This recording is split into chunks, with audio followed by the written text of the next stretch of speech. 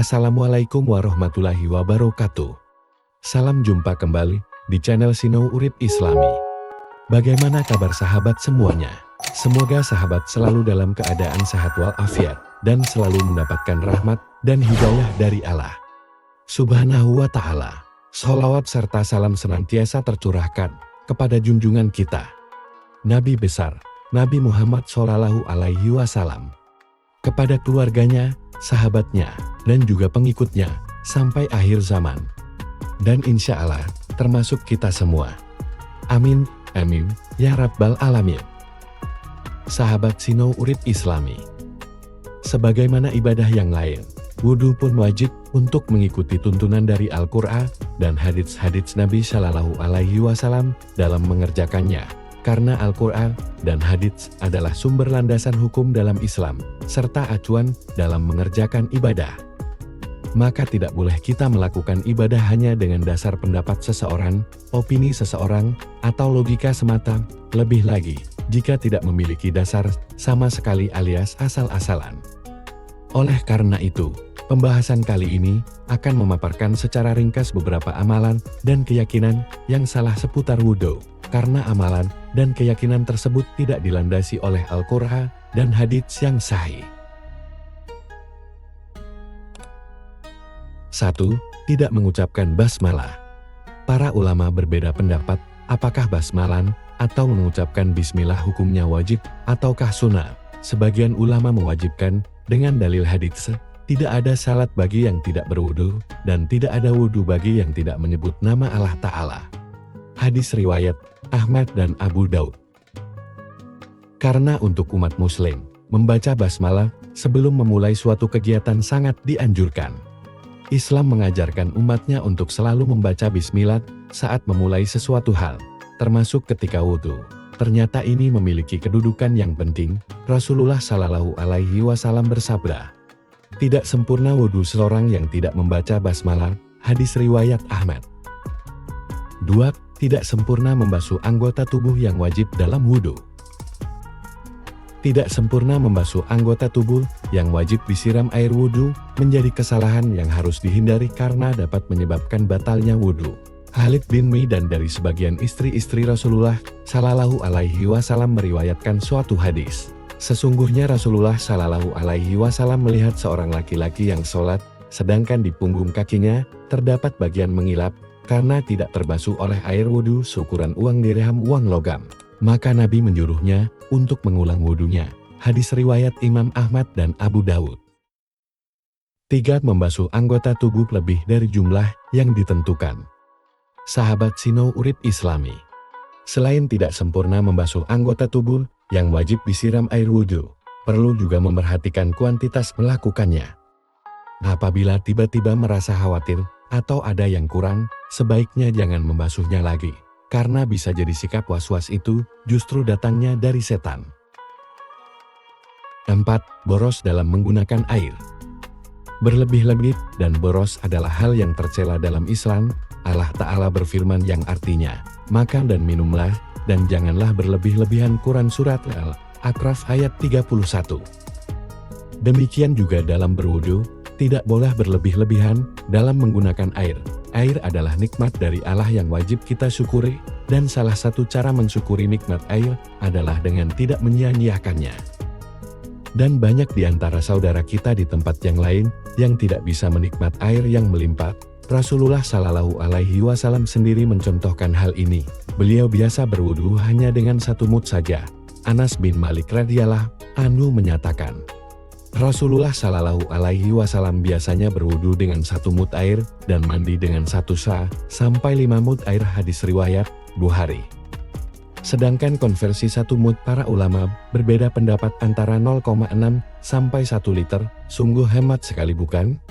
Boleh saja berwudu dengan air keran dan lebih dari 1 mud selama tidak berlebih-lebihan dan tetap berusaha untuk menghemat. Dalam hadis lain Rasulullah Shallallahu Alaihi Wasallam bersabda, janganlah kalian boros dalam penggunaan air. Maka beliau saat berkata, apakah dalam masalah air ada pemborosan? Beliau bersabda, iya, walaupun kamu berada di sungai yang banyak airnya. Hadis riwayat Ahmad. 5. Menyebut nama Allah di dalam wiji, atau membawa benda yang mengandung lafadznya merupakan suatu hal yang makruh, maka sepantasnya bagi seorang muslim untuk menjauhinya. Berdasarkan riwayat dari Ibnu Umar radhiyallahu anhuma, beliau berkata, ada seorang lelaki yang berlalu sementara Rasulullah sallallahu alaihi wasallam sedang kencing. Maka orang itu pun mengucapkan salam tapi Nabi tidak membalas salamnya. Hal ini karena menjawab salam adalah termasuk zikir. Hadis riwayat Muslim. 6. Mencuci dubur setelah kentut. Tidak ada istinja atau mencuci dubur ketika buang angin kentut. Hal itu hanya berlaku saat buang air kecil dan buang air besar. Maka tidak disyariatkan bagi orang yang kentut untuk beristinja sebelum berwudu sebagaimana yang dilakukan oleh sebagian orang. Imam Ahmad rahimahullah berkata, tidak terdapat dalam Alkitab, tidak pula dalam sunnah Rasulnya adanya istinja dalam kentut, yang ada hanyalah wudu. 7. Tertidur lalu tidak mengambil wudu lagi. Sebagian orang yang tertidur di masjid kemudian, apabila ikamat dikumandangkan dibangunkan oleh orang di sebelahnya, lalu langsung bangkit sholat tanpa berwudu lagi, itu adalah salah kaprah. Orang yang seperti ini wajib baginya untuk berwudu, karena dia lelap dalam tidurnya. Namun, kalau dia sekadar mengantuk dan tidur ringan sehingga masih mengetahui siapa yang ada di sekitarnya, maka tidak wajib baginya untuk berwudu lagi. 8. Perhatikan istinsyak dan istinsar. Istinsyak adalah menghirup air lewat hidung sampai ke pangkal hidung, sementara istinsar adalah mengeluarkannya air yang dihirup tadi dari hidung. Sebagian kaum muslimin ketika berwudu kerap kali hanya memasukkan jarinya yang basah ke hidung. Hal itu harus diperhatikan karena Nabi Muhammad sallallahu alaihi wasallam pun pernah bersabda tentang istinsyak dan istinsar. Barang siapa berwudu, hendaklah ia menghirup air ke hidung dan mengembuskannya kembali. Dan barang siapa yang melakukan istimar bersuci dari buang air besar dengan batu, hendaklah melakukannya dengan ganjil tidak genap. Hadis riwayat Imam Bukhari. 9. Menganggap mengusap leher dianjurkan.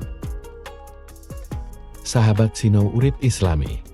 Sebagian orang ada yang beranggapan bahwa mengusap leher saat membasuh wajah adalah hal yang dianjurkan. Padahal sebenarnya tidak demikian, itu tidak dianjurkan dan tidak termasuk bagian dari wudu. Ingatlah prinsip kehati-hatian dalam Islam, terkadang ketika menambah-nambahkan justru itu bisa menjadi bumerang. 10. Membaca doa tidak berdasar. Selain menambah-nambahkan gerakan wudu, membaca doa yang tidak ada dalam ajaran juga tentu menjadi satu kesalahan yang bisa membatalkan wudu dan tentu juga sholat.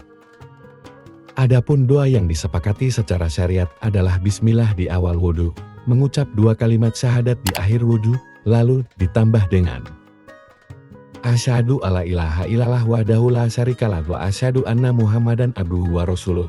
Allahumma alni minat tawabina wa alni minal mutatahhirin. Subhanakallahumma wa bihamdika asyhadu alla ilaha illa anta astaghfiruka wa atubu ilaik. Artinya, aku bersaksi bahwasanya tiada sesembahan yang benar kecuali Allah semata, tidak ada sekutu baginya, dan aku bersaksi bahwasanya Muhammad adalah hamba dan utusannya ya Allah. Jadikanlah aku hamba yang bertobat, dan jadikanlah aku sebagai orang yang bersuci. Maha suci Engkau ya Allah, dengan memujimu, aku bersaksi bahwa tidak ada sesembahan yang berhak disembah selain Engkau, aku memohon ampunan kepadamu, dan aku bertaubat kepadamu. Demikian informasi yang dapat kami sampaikan. Semoga informasi ini bisa bermanfaat untuk kita semua. Dan jangan lupa like, share, komen, dan subscribe channel Sinau Urip Islami.